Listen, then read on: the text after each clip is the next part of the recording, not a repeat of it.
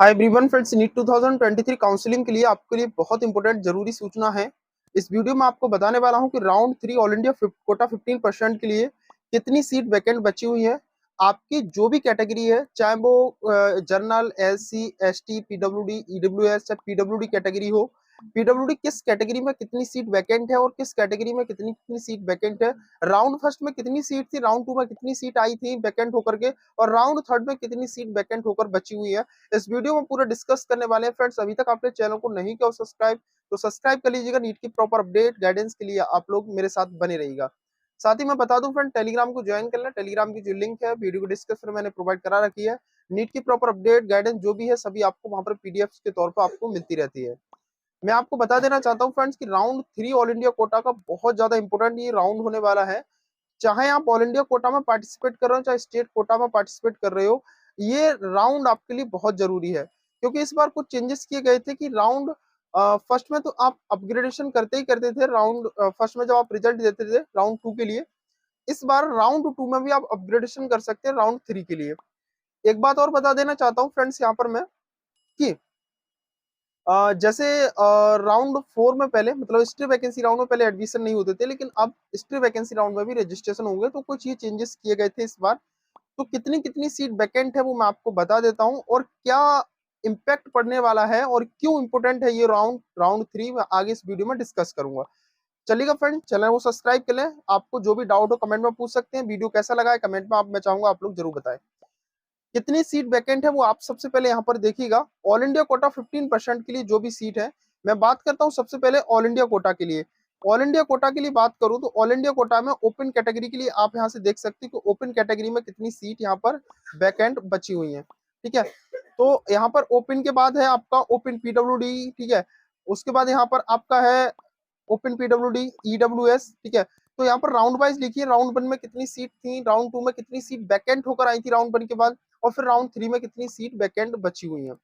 Open की बात करते हैं तो 2339 राउंड 1 में टोटल सीट थी। राउंड 2 में वैकेंट होने के बाद 2287 ओपन कैटेगरी के लिए सीट वैकेंट है। राउंड 3 में 964 सीट वैकेंट टोटल बची हुई है ओपन कैटेगरी के लिए। एक और टर्निंग पॉइंट आपको यहाँ पर मैं बताने वाला हूँ, जिससे इतनी ही सीट नहीं, इससे ज्यादा भी सीट आपको यहाँ पर मिलेगी। वो किस तरह का है वो मैं आगे आपको बताऊंगा, पहले सीट बता देता हूँ। ओपन पीडब्ल्यूडी के लिए अभी राउंड 3 के लिए 42 सीट वैकेंट बची हुई है, और राउंड 1 में इसके लिए 150 सीट थी, राउंड 2 में 66 सीट थी टोटल। ठीक है, ईडब्ल्यूएस में 723 राउंड 1 में थी, अभी कितनी सीट है, 187 सीट अभी भी वैकेंट बची हुई है ईडब्ल्यूएस कैटेगरी के लिए। मोस्टली सबसे ज्यादा सीट इसमें ही बची हुई है। ईडब्ल्यूएस पीडब्ल्यूडी में 23 सीट वैकेंट बची हुई है राउंड 3 के लिए। ओबीसी के लिए 619 सीट बची हुई है, 619 सीट बची हुई है। ओबीसी पीडब्ल्यूडी के लिए 25 सीट वैकेंट बची हुई है। एससी के लिए यहाँ पर आप लोग देख सकते हो 384 सीट बची हुई है राउंड 3 के लिए। एससी के लिए यहाँ पर आप लोग देख सकते हो, एससी पीडब्ल्यूडी के लिए देख सकते हो 39 सीट बची हुई है। एसटी के लिए 177 सीट टोटल वैकेंट बची हुई है। एसटी पीडब्ल्यूडी के लिए 25 सीट वैकेंट बची हुई है। ये आपकी कैटेगरी वाइज सीट है। और यहाँ पर एक बात और बता दूं, टोटल राउंड 1 में जो सीट थी 7624 ऑल इंडिया कोटा की सीट थी, जो 15% सीट आती है कॉलेज की। ठीक है, हर स्टेट के कॉलेज की 5845 सीट आई थी सेकंड राउंड में वैकेंट सीट। अब राउंड 3 में कितनी सीट वैकेंट बची हुई है, 2485 सीट बची हुई है आपकी राउंड 3 में। ठीक है, तो यहाँ पर मैं बता देना चाहता हूँ कि सीट है यहाँ पर, कट ऑफ पर क्या इंपैक्ट पड़ेगा वो मैं आगे इस वीडियो में डिस्कस करूंगा। एक बात और बता दूं यहाँ पर कि यही राउंड डिसाइड करेगा, जैसे राउंड 3 आपका कंडक्ट कराया जाएगा, और राउंड 3 के दौरान जैसे यहाँ पर ओपन पीडब्ल्यूडी की सीट वैकेंट है, कितनी है 42। अगर इसी राउंड 3 में ओपन पीडब्ल्यूडी के 42 कैंडिडेट नहीं मिल पाए तो क्या होगा कि जितनी भी सीट बचेंगी पीडब्ल्यूडी ओपन पीडब्ल्यूडी कैंडिडेट को निकाल करके वो सीट ओपन कैटेगरी में कन्वर्ट कर दी जाएंगी, और उन पर राउंड 3 में अलॉटमेंट दिया जाएगा जो बच्चा ओपन कैटेगरी से बिलोंग करता है। इसी तरह से जैसे ईडब्ल्यूएस पीडब्ल्यूडी में 23 सीट वैकेंट है, राउंड 3 जब कंडक्ट होगा तो राउंड 3 में अगर 23 कैंडिडेट नहीं होते हैं, लाइक मान लो for example 20 candidate EWS PWD में मिले अभी राउंड 3 में, 3 सीट वैकेंट बचेंगी क्योंकि 23 सीट है, तो 3 सीट यहाँ पर एड ऑन की जाएंगी ईडब्ल्यूएस नॉर्मल कैटेगरी में, और अलॉटमेंट यहाँ पर किया जाएगा। तो इस तरह से ऐसे ही यहाँ पर ओबीसी पीडब्ल्यूडी में जाएंगी, एससी पीडब्ल्यूडी में जाएंगी, तो इस तरह से यहाँ पर सीट का कन्वर्जन होगा, जो कि एमसीसी के ऑफिशियल इंफॉर्मेशन बुलेटिन में दिया गया है।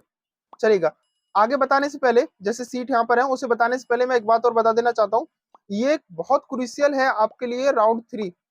क्यों क्रूशियल है? क्योंकि इसलिए है कि राउंड 3 जब अलॉटमेंट होगा तो एक तो आपका ये फाइनल होगा कि इसी से डिसाइड होगा कि आप ऑल इंडिया कोटा में जाएंगे या फिर नहीं जाएंगे। मान लो आपको राउंड 1 में सीट मिली, अपग्रेडेशन किया, राउंड 2 में अपग्रेडेशन, राउंड 3 में अपग्रेडेशन, जो भी फाइनल सीट होगी आपको राउंड 3 में देखने को मिलेगी। इसके बाद राउंड 3 में अगर आपने एडमिशन नहीं लिया तो ऑल इंडिया कोटा की काउंसलिंग से आप लोग बाहर हो जाएंगे। तो ये राउंड बहुत इंपॉर्टेंट है, आपको चॉइस फिलिंग बहुत लिमिटेड करनी है, ध्यान रखिएगा। इसके लिए आप मेरी पेड काउंसलिंग अवेल कर सकते हो। इस नंबर पर आप लोग कांटेक्ट कर सकते हो पेड काउंसलिंग के लिए 8650 इस नंबर पर आप लोग मेरे से व्हाट्सअप कर सकते हो for paid counselling. Paid counselling के लिए ध्यान रखिएगा, पेड काउंसलिंग के लिए बहुत ही नॉमिनल फीस है 1500 रुपए, ठीक है।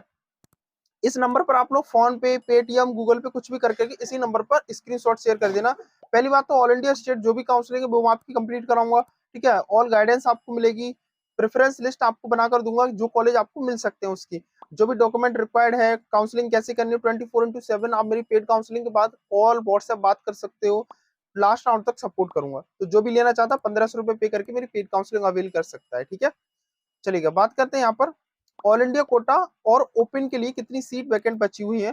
तो ऑल इंडिया कोटा की तो मैंने अभी बताया आपको, टोटल राउंड 1 में इतनी सीट थी, अब राउंड 3 में इतनी सीट वैकेंट बचकर आई हुई है। 2485 सीट अभी राउंड 3 में ऑल इंडिया कोटा के लिए। एम्स की बात करते हैं तो 103 सीट अभी भी बची हुई है राउंड 3 के लिए। बीएचयू की बात करते हैं तो 3 सीट अभी भी बची हुई है। एएमयू की बात करते हैं तो 8 सीट अभी भी वैकेंट बची हुई है। जिपमर में 29 सीट अभी भी वैकेंट बची हुई है। टोटल सीट 2628 सीट है, जो कि all India quota, AIIMS, JIPMER, BHU, AMU सबको काउंट करके टोटल 2628 सीट बची हुई है राउंड 3 के लिए। अगर मैं डीम्ड कॉलेज की बात करता हूं तो डीम्ड कॉलेज में आप लोग देख सकते हो मैनेजमेंट कोटा के लिए 1301 सीट अभी भी बची हुई है।